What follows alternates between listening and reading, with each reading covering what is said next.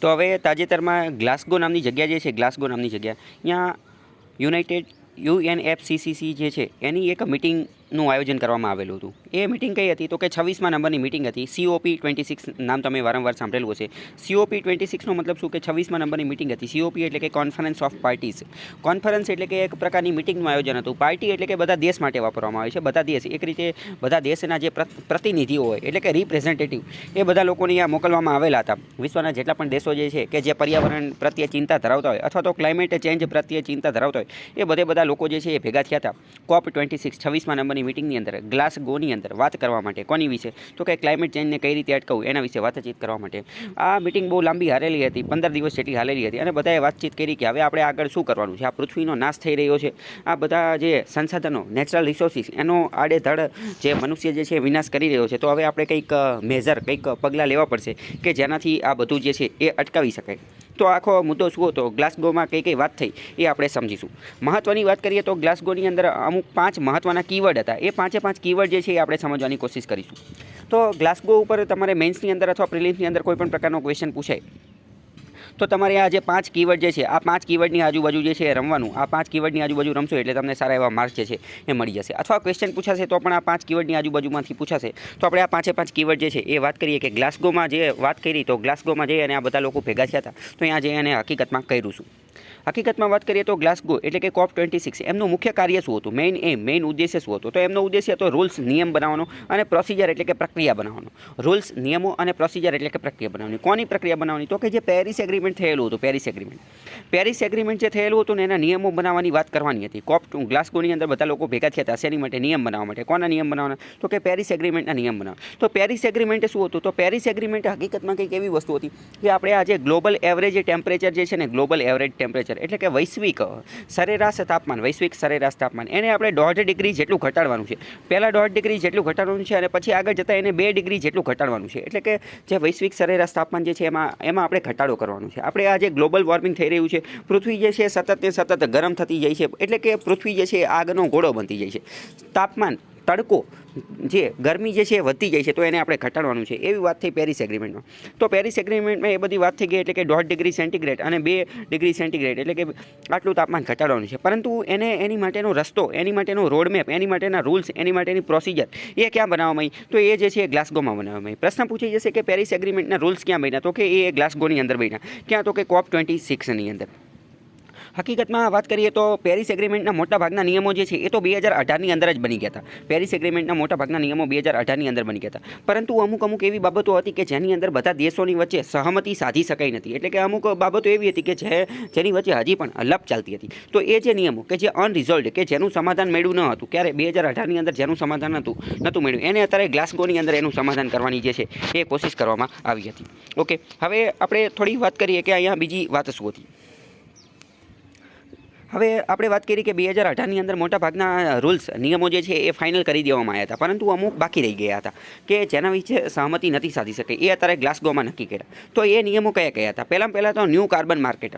અમુક carbon market જે છે એ ક્રિએટ કરવાની હતી, એ બનાવવાની હતી. તો એ જે છે એનું સમાધાન થઈ શક્યું નહોતું. કાર્બન માર્કેટ એટલે શું, તમે જો સ્માર્ટ હશો તો આની ઉપરથી જ ખબર પડી ગઈ હશે કે આ જે કાર્બન માર્કેટ જે છે, કાર્બન માર્કેટ એટલે આ એક પ્રકારની એવી માર્કેટ, એક પ્રકારની એવી બજાર છે કે જ્યાં કાર્બનને વેચવામાં આવે. બરાબર, કાર્બનને વેચવામાં આવે અને કાર્બનને ખરીદવામાં આવે. માની લો કે કોઈ કંપની જે છે, કોઈ કંપની એને એવું કીધું છે કે તમે 1 ટન જેટલો કાર્બન જે છે એનું ઉત્સર્જન, એનું એમિશન કરી શકશો. પરંતુ માની લો કે આ કંપની જે છે એને 1 ટનની બદલે 1.5 ટન કાર્બન જે છે એનું એમિશન, એનું ઉત્સર્જન કરી નાખ્યું છે. તો ઉપરનો જે બીજો 500 ગ્રામ અથવા ઉપરનો જે 0.5 જે છે એનું એને સમાધાન કરવું પડે, એને ખરીદવો પડે. તો એ માર્કેટની અંદર જઈ એને ખરીદી આવે. પણ કઈ માર્કેટની અંદર છે? આપણે જે સાદી બજારો અહીંયાનો છે, પરંતુ એ કાર્બન માર્કેટની અંદર છે. તો એની માટે એવું નક્કી કર્યું વિશ્વના બધા દેશોએ કે આપણા આખા વિશ્વની અંદર બધી જગ્યાએ જે છે કાર્બન માર્કેટ જે છે એની રચના કરીશું. કાર્બન માર્કેટની રચના કરશું, ક્રિએટ કરશું. પરંતુ એના નિયમોની એ બધું સમાધાન થઈ શક્યું નહોતું. તો એ અત્યારે ગ્લાસગોમાં નક્કી કર્યું. However, due to evidence of worsening of the climate crisis in 6 years since the Paris Agreement was finalized, host countries United Kingdom was keen to ensure that Glasgow, instead of becoming merely a procedure, COP was turning point in the. હવે જો પરંતુ આપણે આજે Paris agreement થઈ ગયું, એની પછી 2018ની અંદર આ નિયમો પણ બધા બની ગયા. તેમ છતાં પણ હજી કાંઈ આપણે ઉકાળી શક્યા નથી. ક્લાઇમેટ ચેન્જને એ બધું હજી એમનેમ જ છે. પૃથ્વી જે ધગધગતો ગરમ ગોળો બની રહી છે તો તાપમાન હજી વધતું જ રહે છે. તો બ્રિટન, યુનાઇટેડ કિંગડમને એવું થયું હતું કે હવે બધા આપણા દેશની અંદર ગ્લાસગોની અંદર ભેગા થયા છે તો આપણે આનું કંઈક સમાધાન કરીએ અને કંઈક કોન્ક્રીટ એક્શન આવે એવું એમનું સમાધાન હતું. એટલે કે આપણે આની ઉપર જે છે વધુ ફોકસ કરીએ. હવે આપણે વાત કરીએ કે સૌથી પહેલો કીવર્ડ કયો છે. પહેલો કીવર્ડ આપણે વાત કરીએ ને તો પહેલો કીવર્ડ છે NDC. આજે ગ્લાસગોની અંદર જે છે એ NDC ઉપર વાત કરવામાં આવી. NDC શું છે? NDCનો મતલબ થાય nationally determined contribution. Nationally determined contribution. નેશનલીનો મતલબ શું થાય? રાષ્ટ્રીય રીતે. ડિટરમાઇન્ડ એટલે કે નક્કી કરેલું, અને કોન્ટ્રીબ્યુશન એટલે કે યોગદાન. આનો મતલબ શું? આનો મતલબ એમ કે આજે ક્લાઇમેટ ચેન્જ થઈ રહ્યું છે ને, તો એ ક્લાઇમેટ ચેન્જ અથવા ગ્લોબલ વોર્મિંગ અથવા આ જે પર્યાવરણને આબોહવામાં જે પરિવર્તન આવી રહ્યું છે, તો એ કોઈ એક દેશથી જે છે એનું સમાધાન નહીં લાવી શકે. એક દેશ જે છે એ એને સુધારી નહીં શકે. આની માટે બધા દેશે સાથે આવવું પડશે. બધા દેશો, વિશ્વમાં જેટલા પણ દેશો જે છે એ બધા દેશોએ સાથે આવવું પડશે. અને બધા દેશો જે છે ને એ પોતપોતાની રીતે રાષ્ટ્રીય રીતે કોઈ યોગદાન આપશે. પોતપોતાની રીતે નક્કી કરશે કે અમે ક્લાઇમેટ ચેન્જને ડામવા માટે, ક્લાઇમેટ ચેન્જને મિટિગેટ કરવા માટે, એનો સામનો કરવા માટે અમે જે છે એ આટલું યોગદાન આપીશું. જેમ કે ભારતે નક્કી કર્યું. શું નક્કી કર્યું? કે આપણે 175 ગીગાવોટ જેટલી જે છે એ રિન્યુએબલ એનર્જી જે છે એનો ઉપયોગ કરીશું. તો આપણું એક રીતે નેશનલી ડિટરમાઇન્ડ કોન્ટ્રીબ્યુશન કહેવાય. આવી રીતે બધા દેશો જે છે એ અલગ અલગ રીતે પોતપોતાની ઓકાત પ્રમાણે, પોતપોતા પાસે જેટલા પૈસા હોય એના પ્રમાણે નક્કી કરશે કે અમે કેટલું કોન્ટ્રીબ્યુશન, અમે કેટલું યોગદાન આપશું. આનો મતલબ થઈ ગયો NDC. બરાબર? તો એની ઉપર વાત કરવામાં આવી. બીજી આની અંદર વાત કરીએ તો આજે nationally determined contribution target set by individual countries. એટલે કે દરેક દેશ જે છે એ પોતપોતાની રીતે ક્લાઇમેટ ચેન્જ સામે કઈ રીતે ફાઇટ કરી શકે એની સામે નક્કી કરવામાં. India's NDC. હવે ભારતનું NDCની આપણે થોડી વાત કરીએ તો શું નક્કી કર્યું? ભારતે એમ કીધું કે અમે NDCની અંદર રિન્યુએબલ એનર્જી જે છે એનો વધુ અને વધુ ઉપયોગ કરીશું. બીજું એવું ભારતે કીધું NDCની અંદર કે અમે જે છે એ આજે એમિશન એટલે કે કાર્બનનું, ગ્રીન હાઉસ ગેસનું એ બધાનું જે ઉત્સર્જન કરીએ છીએ ને એને GDPના પ્રમાણની અંદર ઘટાડવાની કોશિશ કરીશું. એને અમે ઘટાડીશું. બીજું ભારતે એમ કીધું કે ભારત ફોરેસ્ટ કવર એટલે કે જંગલનું પ્રમાણ જે છે એની અંદર વધારવાની કોશિશ કરશે. બીજું એવું કીધું કે countries have top update there NDCs every 5 year. બીજી વાત કરીએ ગ્લાસગોની અંદર એવું પણ નક્કી કર્યું કે આજે NDC નેશનલી ડિટરમાઇન્ડ કોન્ટ્રીબ્યુશન જે છે એ દરેક દેશે પોતાની જાતે નક્કી કરવાનું, પોતાની ઓકાત પ્રમાણે, અને એને 5 વર્ષે અપડેટ પણ કરવાનું. આ પોઈન્ટ મહત્વનો બની જાય છે. પહેલા પ્રશ્ન પૂછી જશે કે ગ્લાસગોની અંદર ભારતે NDCની અંદર કઈ કઈ વસ્તુ જે છે એનો સમાવેશ કર્યો? તો કે ફોરેસ્ટ કવરનો, તો કે આજે રિન્યુએબલ એનર્જી જે છે એને ઇન્સ્ટોલ કરવાનું એની અંદર, પછી ડિક્રીઝિંગ એમિશન પર GDP. બરાબર? તો આ 3 વસ્તુનો આપણે જે છે એ સમાવેશ કર્યો. પ્રશ્ન પૂછી જશે કે આ NDC જે છે એ દર કેટલા વર્ષે અપડેટ કરવાનું? તો કે 5 વર્ષે. અથવા એવો પ્રશ્ન નહીં પૂછે તો વિધાનવાળા વાક્યની અંદર એવું કહી દેશે કે ગ્લાસગોની અંદર નક્કી થયું કે આજે દરેક દેશ જે છે એને NDC દર 3 વર્ષે અપડેટ કરવાનું છે. તો એ વિધાન ખોટું પડી જશે, કારણ કે 5 વર્ષે અપડેટ કરવાનું છે. બીજી વાત કરીએ કે ગ્લાસગોની મિટિંગની અંદર કન્ટ્રી, બધા દેશો જે છે એમને એવું પણ નક્કી કર્યું કે હવે તમે તમારું જે NDC નેશનલી ડિટરમાઇન્ડ કોન્ટ્રીબ્યુશન એનો તમે જે કોઈ પણ ટાર્ગેટ નક્કી કરો છો ને એ ટાર્ગેટ એ તમારે 2022 સુધીમાં નક્કી કરી નાખવાનું છે. એટલે કે 2022 સુધીમાં બધા દેશોએ એટલું કહી દેવાનું છે કે અમારો ટાર્ગેટ શું છે. એટલે કે અમે ક્લાઇમેટ ચેન્જ સામે લડવા માટે કેટલું યોગદાન આપીશું. કેટલું? 10%, 5%, 100 રૂપિયાનું, 1000 રૂપિયાનું, લાખ રૂપિયાનું. એ યોગદાન તમારે 2022 સુધીમાં કહી દેવાનું. પહેલાં આ વર્ષ જે છે એ 2020 રાખેલું હતું, પરંતુ હજી કોઈ દેશોએ, ઘણા બધા દેશ હતા એણે NDC જે છે એ પોતાનું એના ટાર્ગેટ જાહેર કર્યા નહીં. એટલે 2 વર્ષ વધારી અને 2022 કરી નાખ્યું. બરાબર? તો હવે NDC એટલે તમે પાક્કું સમજી ગયા છો. બીજો કીવર્ડ જે છે એ કયો છે? બીજો કીવર્ડ છે ક્લાઇમેટ ફાઇનાન્સ. ક્લાઇમેટ ફાઇનાન્સ શું છે એ તમે સમજો. ફાઇનાન્સનો મતલબ તમે સમજી ગયા છો. ફાઇનાન્સનો મતલબ શું થાય? લોન આપવી. ફાઇનાન્સનો મતલબ થાય લોન આપવી. તો લોન આપણે કોને આપીએ? તો લોન પહેલાં તો આપે કોણ? લોન હંમેશા એવો વ્યક્તિ આપશે કે જેની પાસે પૈસા હશે, કારણ કે પૈસા હોય તો જ લોન આપી શકે. અને લોન મેળવશે કોણ? તો લોન એ વ્યક્તિ મેળવશે કે જેની પાસે પૈસા હશે નહીં, કારણ કે પૈસા નહીં હોય તો જ તે લોન મેળવશે. તો ક્લાઇમેટ ફાઇનાન્સ અંતર્ગત કેવું કરવામાં આવશે? આના અંતર્ગત જે અમીર દેશ જે છે, અમીર દેશ એ ગરીબ દેશને લોન આપશે. કોની માટે? તો કે ક્લાઇમેટ ચેન્જને ડામવા માટે. તમને એવું લાગે કે એની એવી તો કઈ લોન આપી દેશે કે ક્લાઇમેટ ચેન્જ જે છે એનો સામનો કરી શકાશે? તો અમીર દેશ ગરીબ દેશને ક્લાઇમેટ ચેન્જનો સામનો કરવા માટે જેમ કે એવું કરી શકે કે રિન્યુએબલ એનર્જી જે છે, રિન્યુએબલ એનર્જી એની માટે એની કેપેસિટી જે છે એ ઇન્સ્ટોલ કરવા માટે લોન આપી શકે. જેમ કે સોલાર પાવર પ્લાન્ટ બનાવવાના હોય તો એની માટે લોન આપે, અથવા વિન્ડ ફાર્મ બનાવવાનો હોય તો એની માટે લોન આપે, અથવા બીજી અન્ય કોઈ પણ રિન્યુએબલ એનર્જી એટલે કે બિન પરંપરાગત સ્ત્રોત અથવા તો પુનઃપ્રાપ્ય ઉર્જા સ્ત્રોત જે છે એના જે પ્રોજેક્ટ ચલાવવાનો હોય એ ઇન્સ્ટોલ કરવા માટે લોન આપી શકે. કોણ? અમીર દેશ. અમીર દેશ એટલે કયા? તો કે વિકસિત દેશો એટલે કે ડેવલપ્ડ કન્ટ્રી. કોને આપશે? તો કે ગરીબ દેશને એટલે કે ડેવલપિંગ કન્ટ્રીઝને એટલે કે વિકાસશીલ દેશોને. એને આપણે કહીએ ક્લાઇમેટ ફાઇનાન્સ. જો એ જ લખેલું છે કે all the money required to fund the action needed to fight climate change. Climate ચેન્જને ફાઇટ કરવા માટે, ક્લાઇમેટ ચેન્જ સામે લડવા માટે આપણે અમુક પૈસાની જરૂર પડશે. તો એ પૈસા કોકે તો આપવા જ પડશે. તો એ પૈસા જે આપશે એને આપણે ક્લાઇમેટ ફાઇનાન્સ કહીશું. મુખ્ય અહીંયા આપણે એ પણ વાત થયેલી છે કે ક્લાઇમેટ ચેન્જનો આપણો ઉદ્દેશ્ય શું છે અથવા પેરિસ એગ્રીમેન્ટનો આપણો ઉદ્દેશ્ય શું છે, તો કે આપણે તાપમાન જે છે ગ્લોબલ એવરેજ ટેમ્પરેચર એટલે કે પૃથ્વીનું સરેરાશ વૈશ્વિક સરેરાશ તાપમાન એ 2 ડિગ્રી સેન્ટીગ્રેડ જેટલું ઘટાડવાનું છે. અને આ 2 ડિગ્રી ઘટાડવાનું છે, પરંતુ કોનેથી 2 ડિગ્રી ઘટાડવાનું છે, તો કે પ્રી ઇન્ડસ્ટ્રીયલ ટાઈમ એટલે કે આજે ઔદ્યોગિકરણ થયેલું હતું ને એ ઔદ્યોગિકરણની પહેલાંનું જે છે ઔદ્યોગિકરણ, માની લો કે ઔદ્યોગિકરણ આ સમયે થયેલું હતું, તો એની પહેલાં જેટલું તાપમાન હતું ને એની કરતાં 2 ડિગ્રી ઘટાડવાનું છે. એની એટલે કે લિમિટ કઈ રાખેલી છે, બેઝ કેવું રાખેલું છે, તો કે પ્રી ઇન્ડસ્ટ્રીયલ ટાઈમ. ગ્લાસ્ગોની મિટિંગની અંદર એવું નક્કી કર્યું કે ડેવલપિંગ કન્ટ્રીઝ જે છે, ડેવલપિંગ કન્ટ્રીઝ એ ડેવલપ્ડ કન્ટ્રી પાસેથી $1.3 ટ્રિલિયન જે છે એ દર વર્ષે 2030 સુધીમાં જે છે એની લોન લઈ શકશે. મેં તમને પહેલાં કીધું ક્લાઇમેટ ફાઇનાન્સ લોન આપવામાં આવશે. અમીર દેશો ગરીબ દેશને લોન આપશે. અમીર દેશ એટલે કયા, તો કે વિકસિત દેશો, ડેવલપ્ડ કન્ટ્રીઝ એ લોન આપશે. કોને? ડેવલપિંગ કન્ટ્રીઝ, વિકાસશીલ દેશોને એટલે કે ગરીબ દેશોને. કેટલી લોન આપશે? દર વર્ષે $1.3 ટ્રિલિયન લોન જે છે આપશે, પરંતુ 2030 સુધી આપશે, કંઈ આખી જિંદગી આપશે નહીં. હવે બીજો જે કીવર્ડ જે છે કે જે આ ગ્લાસ્ગો સાથે જોડાયેલો તો એ છે નેટ ઝીરો. નેટ ઝીરોનો મતલબ શું થાય? ઘણા બધા લોકોને એવું કન્ફ્યુઝન હોય છે કે નેટ ઝીરોનો મતલબ એમ કે કોઈ પણ દેશ નેટ ઝીરોનો ટાર્ગેટ અચીવ કરી લે અથવા એનો ટાર્ગેટ રાખી દે. એનો મતલબ એમ કે હવે એ ગ્રીન હાઉસ ગેસ એટલે કે ગ્રીન હાઉસ ગેસ જે છે એનું એમિશન, એનું ઉત્સર્જન કરશે જ નહીં, અથવા કાર્બન ડાયોક્સાઇડ ને સલ્ફર ડાયોક્સાઇડ ને મિથેન ને આ બધા ગેસ જે છે એ એમના દેશમાંથી 100% નીકળવાના બંધ થઈ જશે. આ વાત બિલકુલ ખોટી છે, એવું નથી.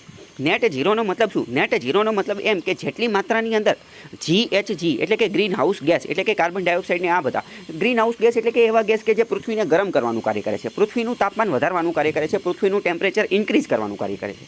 આ બધા ગેસને ગ્રીન હાઉસ ગેસ કહેવાય. આ બધા ગ્રીન હાઉસ ગેસ. નેટ ઝીરોનો મતલબ એમ કે જેટલા ગ્રીન હાઉસ ગેસનું એમિશન થાય છે એટલે કે જેટલા ગ્રીન હાઉસ ગેસનું ઉત્સર્જન થાય છે એટલે કે જેટલા ગ્રીન હાઉસ ગેસ છોડવામાં આવે છે એને બહાર કાઢવામાં આવે છે એટલી જ પ્રમાણની અંદર એટલા જ ગ્રીન હાઉસ ગેસ જે છે એ પાછા કોઈ પણ જગ્યાએ સ્ટોર થઈ જાય એવી મિકેનિઝમ, એવી વ્યવસ્થા ગોઠવવામાં આવે તો એને આપણે નેટ ઝીરો કહીએ. આપણે એક ઉદાહરણ દ્વારા સમજીએ. ફોર એક્ઝામ્પલ સમજો કે ભારત દ્વારા 100 ટન જેટલા ગ્રીન હાઉસ ગેસ જે છે એનું એમિશન, એનું ઉત્સર્જન કરવામાં આવે છે એટલે કે એ એટલું પ્રદૂષણ કરવામાં આવે છે. એ પછી ફેક્ટરી દ્વારા, કંપની દ્વારા અથવા કોઈ પણ દ્વારા હોઈ શકે છે. 100 ટન જે છે એટલો કાર્બન ડાયોક્સાઇડ અથવા એટલા ગ્રીન હાઉસ ગેસનું આપણે ઉત્સર્જન કરીએ છીએ, બરાબર. તો આપણું જે છે પ્રદૂષણમાં કેટલું યોગદાન છે? 100 ટન. હવે આપણે એવું આયોજન કરીએ કે આપણે એટલા જંગલો વાવી દઈએ, એટલા વૃક્ષો વાવી દઈએ અને એટલા જંગલોનું નિર્માણ કરી દઈએ, એટલું ફોરેસ્ટ કવર કરી દઈએ કે આ બધું ફોરેસ્ટ, આ બધા જંગલો જે છે, આ બધા વૃક્ષો એ 100 ટન જેટલો જે છે એ ઓક્સિજન જે છે એ બહાર છોડે, અથવા તો 100 ટન જેટલા જે ગ્રીન હાઉસ ગેસ આપણે જે બહાર છોડેલા છે એ બધા શોષી લે પોતાની અંદર.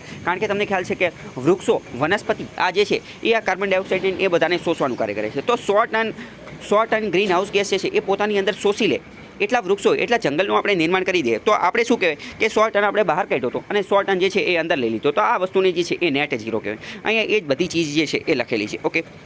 બીજો એક કીવર્ડ છે મિટિગેશન. મિટિગેશનનો મતલબ શું થાય? મિટિગેશનનો મતલબ થાય સામનો કરવો. મતલબ કે આપણે આ જે ચીજ જે છે ગ્રીન હાઉસ ગેસને ડામવાના છે, ગ્રીન હાઉસ ગેસનો આપણે સામનો કરવાનો છે. તો આપણે કઈ રીતે સામનો કરીશું? ગ્રીન હાઉસ ગેસને રિડક્શન કરવાનું છે, એમાં ઘટાડો કરવાનું છે. કારણ કે આપણે પહેલાં જ વાત થઈ, શું વાત થઈ કે આપણો મુખ્ય ટાર્ગેટ શું છે? આપણો મુખ્ય ટાર્ગેટ એ છે કે પેરિસ એગ્રીમેન્ટને અચીવ કરવો. પેરિસ એગ્રીમેન્ટ શું છે? પેરિસ એગ્રીમેન્ટ એ છે કે પૃથ્વીનું તાપમાન, સરેરાશ તાપમાન જે છે એ 1.5 ડિગ્રી અને 2 ડિગ્રી જે છે એ ઘટાડવું. તો આ ઘટાડવાનું છે તો મતલબ કે તાપમાન વધી રહ્યું છે. તો વધે છે કઈ રીતે? આ તાપમાન હકીકતમાં વધારે છે કોણ? તો તાપમાન વધારે છે ગ્રીન હાઉસ ગેસ. કેમ ગ્રીન હાઉસ ગેસ વધારે છે? કારણ કે મેં તમને પહેલાં જ વાત કરી કે ગ્રીન હાઉસ ગેસ, આ ગેસ એવા છે કે જે તડકો ફેલાવાનું, તાપમાન વધારવાનું, ગરમી પેદા કરવાનું કાર્ય કરે છે. એવું શા માટે કરે છે એ પણ હવે હું તમને સાથે કહી દઉં. કારણ કે આ વાયુઓ એવા છે, ગ્રીન હાઉસ ગેસ, આ વાયુઓ એવા છે કે જે પ્રમાણમાં બહુ ભારે છે. બહુ ભારે હોવાથી એ પૃથ્વીની સપાટી ઉપર જ રહે છે અને એની અંદર એવો ગુણધર્મ છે કે એ તડકાને, ગરમીને પોતાની અંદર શોષી લે છે. એક રીતે વાદળીની જેમ. વાદળી તમે જોયેલી હશે કે જે પાણીને સ્પોન્જ, જે પાણીને પોતાની અંદર શોષી લે, એવી રીતે આ ગ્રીન હાઉસ ગેસ આ એવા વાયુઓ છે કે જે ગરમીને, તડકાને, તાપમાનને પોતાની અંદર શોષી લે છે, એટલે ગરમીનું પ્રમાણ વધારી દે છે. બાકી ગ્રીન હાઉસ ગેસ ઉપર એક અલગ લેક્ચર છે, આ ચેનલ ઉપર ગોતી અને જોઈ લેજો. The only way the rise in the global temperature can be halted in the long term. લાંબા ગાળે જે છે એ આપણે આને અટકાવી શકીએ છીએ. ગ્લાસ્ગો મિટિંગની અંદર એક મહત્ત્વની ડિસ્કશન કઈ હતી? તો કે આપણે આ જે ગ્રીન હાઉસ ગેસ જે છે, ગ્રીન હાઉસ ગેસ એને રિડક્શન એને ઘટાડવા માટે જે છે એ વધુ અને વધુ મિટિગેશન પ્લાન જે છે એ લોન્ચ કરવા પડશે. એટલે કે વધુ અને વધુ એક્શન, વધુ અને વધુ જે છે એ પગલાં લેવા પડશે, મિટિગેશનના પગલાં. મિટિગેશનનો મતલબ મેં તમને પહેલાં જ કહી દીધું કે સામનો કરો. આપણે આ ગ્રીન હાઉસ ગેસને જે છે ઘટાડવાના છે, તો એની માટે આપણે વધુ અને વધુ પગલાં લેવા પડશે. બરાબર, તો મિટિગેશન તમે સમજી ગયા છો. અથવા તો જો અહીંયા તમે એક ચિત્ર દ્વારા સમજી શકો છો.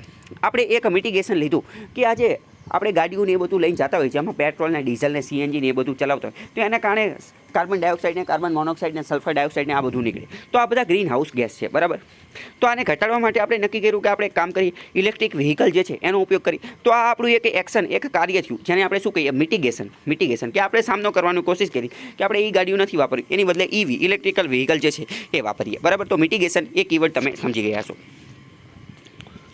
બીજો એક કીવર્ડ છે એડપ્શન. એડપ્શનનો મતલબ શું થાય એ સમજો. એડપ્શનનું ગુજરાતી થાય કે આપણે કોઈ વસ્તુને સ્વીકારવું અથવા કોઈ વસ્તુ જે છે એની સાથે સેટલ થઈ જવું. એડપ્ટનો મતલબ શું થાય, સ્વીકાર કરવો. બરાબર, તો આપણે વાત કરીએ કે all the ways in which human beings and others needs to adapt to climate change and extreme weather pattern making agriculture resilient flood defences. એટલે કે આપણે જે છે એ ક્લાઇમેટ ચેન્જને એડપ્ટ કરવું પડશે અને એનાથી ઓછી અને એની અસરને ખૂબ જ ઓછી કરી શકાય ને એ પ્રકારની પ્રક્રિયા જે છે એ આપણે કરવી પડશે. જેમ કે અહીંયા જો વાત કરીએ, ગ્લાસ્ગો મિટિંગની અંદર એવું નક્કી કરવામાં આવ્યું કે જે ડેવલપ્ડ કન્ટ્રીઝ છે, એટલે કે જે અમીર દેશો છે, એટલે કે જે વિકસિત દેશો જે છે, વિકસિત દેશો, એમણે આ પૃથ્વીના તાપમાનની અંદર વધારો કરવામાં વધુ યોગદાન આપેલું છે. કારણ કે એમને તો વધુ ને વધુ, જેમ કે વાત કરીએ વિકસિત દેશો એટલે કે અમીર દેશો, તો કે યુરોપના દેશો, અમેરિકાના દેશો, આ બધા જે છે આ બધાએ વધુ અને વધુ યોગદાન આપેલું છે પૃથ્વીને ગરમ કરવા માટે. કેમ? કારણ કે અહીંયા વધુ ને વધુ ઇન્ડસ્ટ્રી, વધુ અને વધુ ઉદ્યોગો, અહીંયા વધુ ને વધુ બિલ્ડિંગોને એવું બનેલું છે, એટલે એમને આ પૃથ્વીને વધુ ગરમ કરેલી છે. એટલે એમને વધુ યોગદાન આપવું જોઈએ. કોની માટે? તો કે ગ્રીન હાઉસ ગેસને ઓછા કરવા માટે અથવા તો ક્લાઇમેટ ચેન્જને ડામવા માટે, એને ઘટાડવા માટે. એટલે આની અંદર એવું કીધું કે ડેવલપ્ડ કન્ટ્રી જે છે ને એ પોતાનું કોન્ટ્રીબ્યુશન, પોતાનું યોગદાન જે છે એ ડબલ કરી નાખશે for their adaption effort in the developing world. અને આ ડબલ કરશે કઈ જગ્યાએ? તો કે આ લોકો ઇન્વેસ્ટમેન્ટ કરશે ડેવલપિંગ વર્લ્ડની અંદર, વિકાસશીલ દેશોની અંદર. બરાબર, જો અહીંયા એક પ્રકારનું ચિત્ર પણ આપેલું છે જેથી તમે સમજી શકો. તો આટલા જે 5 કીવર્ડ જે છે એ તમારે યાદ રાખવાના છે. અને તમારે કોઈ પણ પ્રકારનો ક્વેશ્ચન પૂછાય તો એની આજુબાજુ તમારે રમવાનું છે. મેન્સની અંદર પૂછાય તો એ બધા કીવર્ડ જે છે એ તમારે લખી નાખવાના છે. કઈ કયા? તો કે એડપ્શન, પછી કે મિટિગેશન, પછી નેશનલી ડિટરમાઇન્ડ કોન્ટ્રીબ્યુશન, પછી આ જે નેટ ઝીરો, આ બધા જે છે એ તમારે લખવાના છે. બધું મેં તમને સમજાવવાની કોશિશ કરેલી છે. બરાબર, અને આની અંદરથી તે પ્રિલિમ્સમાં પણ ક્વેશ્ચન પૂછાઈ શકે. બીજો એક મહત્વની બાબત જોઈએ તો આપણા જે વડાપ્રધાન નરેન્દ્ર મોદી જે છે એમણે પણ આ COP26 26મા નંબરની મિટિંગ ગ્લાસગોની અંદર ત્યાં ભાષણ આપેલું હતું, હિન્દીમાં ભાષણ આપેલું. તો એ ભાષણની અંદરથી આપણે અમુક ચીજ જે છે એ સમજવાની કોશિશ કરીએ, જે તમારે ક્યાંક ને ક્યાંક કામ આવી જશે. પહેલાં તો એમને જે છે એ ભાષણની શરૂઆત આ એક શ્લોકથી કરેલી હતી કે સમ ગચ્છો ધ્વમ સ્વમ ધ્વ દમમ સમ વો માનસી ચાનતામ. આનો આખાઈનો મતલબ શું થાય? આ આખાઈનો મતલબ જે છે એ એવું થાય, શું થાય? જો અહીંયા ઇંગ્લિશમાં આપેલો જ છે કે આનો મતલબ એવો થાય કે ધેટ લેટ્સ મૂવ ટુગેધર. ચાલો આપણે બધા લોકો સાથે ચલીએ. લેટ્સ ઓલ ઇન્ટરેક્ટ ટુગેધર, એટલે કે આપણે બધા સાથે મળી અને આનું સમાધાન લઈએ. અને everyone's mind should also be one. અને દરેક વ્યક્તિ આપણે એવી રીતે બધાની અંદર, આખી દુનિયાના બધા લોકોની અંદર, એકમેકની અંદર એવી રીતે ભળી જઈએ કે જેથી કરીને આપણા બધા લોકોના માઇન્ડ, મગજ જે છે એ એક બની જાય. એટલે કે ટૂંકમાં આ ક્લાઇમેટ ચેન્જ એ કોઈ એક દેશની સમસ્યા નથી, પરંતુ વિશ્વના બધા દેશોની સમસ્યા છે. એટલે કે સમ ગચ્છધ્વમ, બધા લોકો સાથે મળી અને આપણે યોગદાન આપીએ અને આનો સામનો કરવાની કોશિશ કરીએ. તો આ એક ચીજ જે છે એ તમે યાદ રાખી શકો છો. અને કોઈ એસેની અંદર, એટલે કે નિબંધની અંદર અથવા રિપોર્ટ, સ્પીચ, કોઈ પણ બીજું તમને એવું હોય તો અહીંયા તમે ટેકાવી શકો છો. બીજું તો ભારતે જે કોઈ પણ ટાર્ગેટ રાખેલા છે એ બધાની જે છે એ વાત કરેલી હતી. બીજી વાત કરીએ કે ભારતે નેટ ઝીરો જે છે, નેટ ઝીરો એમિશન. બીજું ભાષણની અંદર એવી પણ વાત કરેલી હતી કે ભારતે ઘણું બધું યોગદાન આપેલું છે. એમાંનું એક યોગદાન ઇન્ડિયન રેલવે, ભારતીય રેલે એવું નક્કી કરેલું છે કે 2030 સુધીમાં ભારતીય રેલવે જે છે એ નેટ ઝીરો બની જશે. તો આ એક પ્રિલિમ્સનો MCQ બની જશે. બીજું એમ કીધું કે ભારતે LED બલ્બ કેમ્પેઇન જે છે એ શરૂ કર્યું, એના કારણે આપણે 40 મિલિયન ટન વાર્ષિક એમિશન, GHG એમિશનની અંદર ઘટાડો થયેલો છે. તો આ પણ એક સારી વસ્તુ છે. પછી ભારતે જે સોલાર પાવર, પછી સોલાર પાવરની અંદર આપણે જોયું કે solar alliance, international solar alliance આપણે બનાવ્યું, એ પણ એની પણ વાત કરેલી હતી કે આ બધી વસ્તુની અંદર અમે આગળ પડતા છીએ. બીજું એ કીધું હતું કે ડેવલપિંગ કન્ટ્રીઝની અંદર જોઈએ, ડેવલપિંગ કન્ટ્રીઝની અંદર તો ડેવલપિંગ કન્ટ્રીઝની અંદર ભારત, એટલે કે વિકાસશીલ દેશોની અંદર ભારત સૌથી આગળ છે. કોની અંદર? તો કે પેરિસ એગ્રીમેન્ટના ટાર્ગેટને અચીવ કરવાની અંદર. બીજા કોઈ દેશો જે છે પેરિસ એગ્રીમેન્ટના જે ટાર્ગેટ અથવા તો નેશનલી ડિટરમાઇન્ડ જે કોન્ટ્રીબ્યુશન જે નક્કી કરેલું હતું એની નજીક પણ કોઈ પણ દેશો પહોંચેલા નથી, પરંતુ ભારત ઘણું બધું આગળ છે. કારણ કે તમે જોતા હશો કે આપણે વારંવાર આજે સોલાર પાવર પ્લાન્ટ, પછી વિન્ડ પાવર પ્લાન્ટ, આવું બધું નાખતા હોય છે. એટલે આપણે એની અંદર ઘણું પ્રગતિ જે છે કરેલી છે. બીજું મોદીએ એક શબ્દ આપેલો હતો લાઈફ, તો તમે મેન્સની અંદર ગમે લખતા હોય તો લાઈફનો તમે ઉપયોગ કરી શકો છો. એક વન વર્લ્ડ એટલે કે એક વિશ્વની વાત કરેલી હતી, એક વિશ્વ જેનું નામ આપેલું હતું લાઈફ. લાઈફનો મતલબ શું કે લાઈફસ્ટાઈલ ફોર એન્વાયરમેન્ટ, એટલે કે પર્યાવરણ માટેની જીવનશૈલી. આ પ્રકારનું કેમ્પેન જે છે એ એમને શરૂ કરવું જોઈએ. આ બધી વાત જે છે એ એમને એમના ભાષણની અંદર જે છે એ કીધેલી હતી. બીજી વાત કરીએ કે એમને જે છે એ 5 નેક્ટર એલિમેન્ટ, નેક્ટરનો મતલબ શું થાય? અમૃત. નેક્ટરનો મતલબ થાય અમૃત, જે આપણે જેને પંચામૃત કહીએ છીએ એ પ્રકારનું પંચામૃત જે છે એ આપેલું હતું ભારત માટે એમને પંચામૃત ચેલેન્જ આપેલી હતી. આ પંચામૃત ચેલેન્જ કઈ હતી? એ ચેલેન્જ કઈ એવી હતી કે ભારત જે છે એ non fossil energy capacity to 500 gigawatt by 2030, એટલે કે આપણે જે નોન ફોસિલનો મતલબ શું થાય? એવું નક્કી કર્યું કે 2030 સુધીમાં આપણી જે એનર્જી ઉર્જા જે છે એ નોન ફોસિલ, એટલે કે બિન અસ્મિકૃતની અંદરથી આવશે. એટલે કે 2030 સુધીમાં 500 ગીગાવોટ જેટલી આપણી જે એનર્જી જે છે ને એ કઈ હશે? તો કે એ રિન્યુએબલ હશે, એટલે કે પુનઃપ્રાપ્ય હશે. બીજું પંચામૃતની અંદર બીજું કોની વાત કરી? તો કે India will meet 50% of its energy requirement from renewable. 2030 સુધીમાં ભારત જે છે એ 50% ઉર્જાની જરૂરિયાતો જે છે એ રિન્યુએબલ એનર્જીમાંથી આવશે. ત્રીજા નંબરની વાત કોણે કરી? કે ભારત ઘટાડો કરશે total projected carbon emission by 1 billion ton from 2030. 2030 સુધીમાં ભારત જે છે એ 1 બિલિયન ટન જેટલું કાર્બનના એમિશનની અંદર ઘટાડો કરશે. ચોથાની અંદર શું વાત કરી? કે 2030 સુધીમાં ભારત જે છે એ કાર્બન ઇન્ટેન્સિટી અને એની ઇકોનોમીની અંદર 45% જેટલો ઘટાડો કરશે. એટલે કે ભારતના અર્થતંત્રની અંદર કાર્બનનું જેટલું યોગદાન જે છે એમાં 45%નો ઘટાડો કરશે. અને પાંચમું, ભારતે પણ હવે જે છે એ નેટ ઝીરોનો ટાર્ગેટ જે છે રાખી દીધેલો છે. ભારતે જે છે એ 2070 સુધીમાં નેટ ઝીરોનો ટાર્ગેટ જે છે એ અચીવ કરવાની કોશિશ કરશે. તમને પ્રશ્ન થશે, શું પ્રશ્ન થશે? કે હમણાં તો આપણે વાત થઈ હતી કે ભારત જે છે એ 2030 સુધીમાં નેટ ઝીરો બની જશે, અને અત્યારે એમ કહે છે કે 2070 સુધીમાં. તો એ શું છે? 2030 સુધીમાં ભારત નેટ ઝીરો બની જશે, પરંતુ એ ખાલી ઇન્ડિયન રેલવે, એટલે કે ઇન્ડિયન રેલવેની અંદર જેટલું પણ પ્રોડક્શન થાય અથવા ઇન્ડિયન રેલવે, ભારતીય રેલ જે કોઈ પણ કામ કરે, રેલવેના સેક્ટરની અંદર, રેલ સેક્ટરની અંદર જે બધું થાય એ 2030 સુધીમાં નેટ ઝીરો થઈ જશે. જ્યારે સંપૂર્ણ ભારતનો ટાર્ગેટ કયો છે? એ 2070નો છે. તો બંને ટાર્ગેટ તમે યાદ રાખી લેજો. ગમે ત્યારે સ્પીચ બીચ પૂછાયેલી હોય, અમુક વાર તો તમને ખ્યાલ હશે કે મેઇન્સની અંદર ડાયરેક્ટ આવી સ્પીચ જ પૂછાઈ જતી હોય છે. તો એમાં તમે આ બધા પોઈન્ટ જે છે એ તમે લખી શકો છો. પછી પેરિસ એગ્રીમેન્ટને વી હેડ ઓલરેડી ડિસ્કસ્ડ.